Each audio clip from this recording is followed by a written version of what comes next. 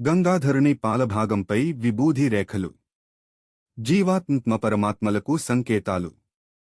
జీవాత్మ తనలోని ఆత్మస్వరూపాన్ని తెలుసుకుని పరమాత్మతో కూడి ఉండాలన్నదానికి నిదర్శనం.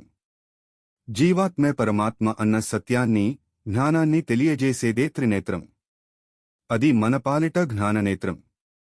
వేదములు, పురాణములు ఏకకంఠముతో విభూతి యొక్క మాహిమను చాటుచున్నవి.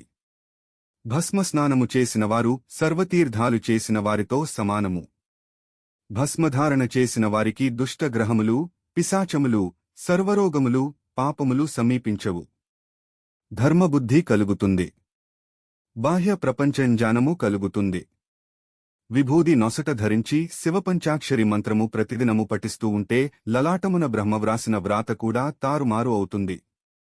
విభూతి, భస్మం ధరించినప్పుడు ఓం నమ శివాయ అనే మంత్రాన్ని జపిస్తూ ధరించాలి. విభూతి ధరించినప్పుడు నుదిటిపై కనుబొమ్మలు దాటి ప్రక్కలకు గాని కనుబొమ్మల క్రిందికి గాని ధరించకూడదు. విభూతిధారణ దేవతాపూజ, జపము, యజ్ఞము, హోమము, శుభకార్యముల్లో ధరించిన కార్యములు సిద్ధించును. తప్పక ధరించవలెను. విభూతి భస్మం, తిలకం కాని నొసట ధరించనిదే భగవంతుని తీర్థప్రసాదములు స్వీకరించకూడదు. భస్మము 5 విధముల పేర్లతో ఉన్నట్లు తెలియచున్నది. 1 భస్మం, 2 విభూతి, 3 భసితము, 4 క్షారము, 5 రక్షేణి.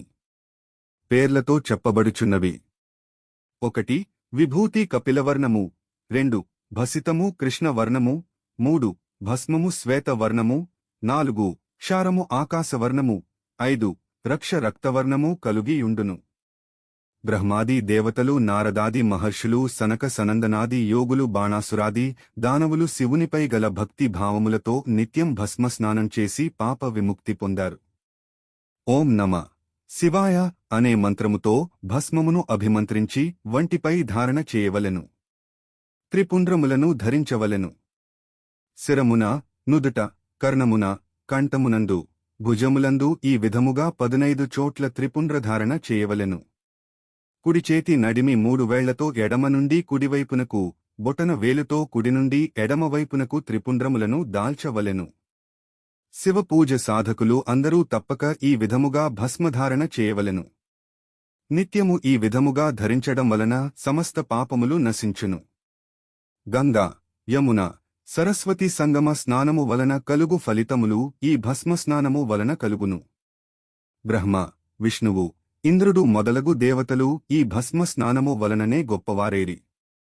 త్రిపుండరేఖలలో త్రిమూర్తులు ఉన్నారు. మొదటి రేఖ బ్రహ్మ, రెండవ రేఖ విష్ణువు, మూడవ రేఖ శివుడు. కావున 3 రేఖలను లలాటమున ధరించుట శ్రేష్టము. ఎల్లప్పుడూ కుడి చెయ్యి మధ్య 3 వేళ్లతో భస్మధారణ చేయవలెను. భస్మ స్నానము కంటే పవిత్ర స్నానము లేదని చెప్పుచూ శివుడు మొదట భస్మధారణ చేసి సమస్త దేవతలకు ప్రసాదించెను. ఆనాటి నుండి బ్రహ్మాది సర్వదేవతలు భస్మధారణ మహాప్రసాదముగా స్వీకరించారు. చంద్రశేఖరుడైన శివునకు భస్మము అర్పించిన చాలా సంతసించును. యాగములు, దానములు, తపస్సు మొదలైన వానికంటే శివునకు భస్మధారణ అధిక సంతృప్తిస్తుంది. ఒకసారి మహేశ్వరుని భస్మంతో తృప్తిపరిచిన సర్వాభీష్టములు నెరవేరును.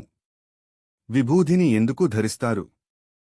ప్రార్థనా సమయంలో ఆ కాలంలో ప్రతి హిందువు విభూదిని నొసటి భాగాన పులుముకునేవారు.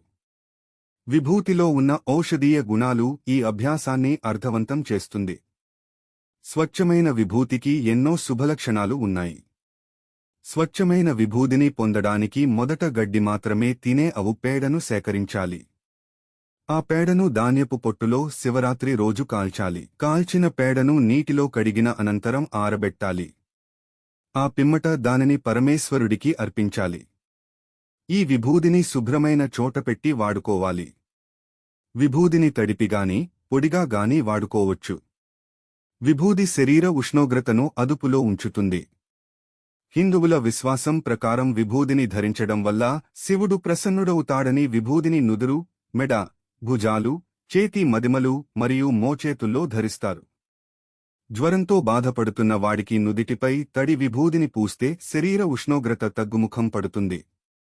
హోమంలో వేసిన ఔషధీయ కర్రలు మరియు ఆవు నెయ్యి పవిత్ర భస్మాన్ని మిగుల్చుతుంది. హోమభస్మం కూడా వాడవచ్చు. ఇందులోనూ అనేక ఔషధీయ గుణాలు ఉన్నాయి.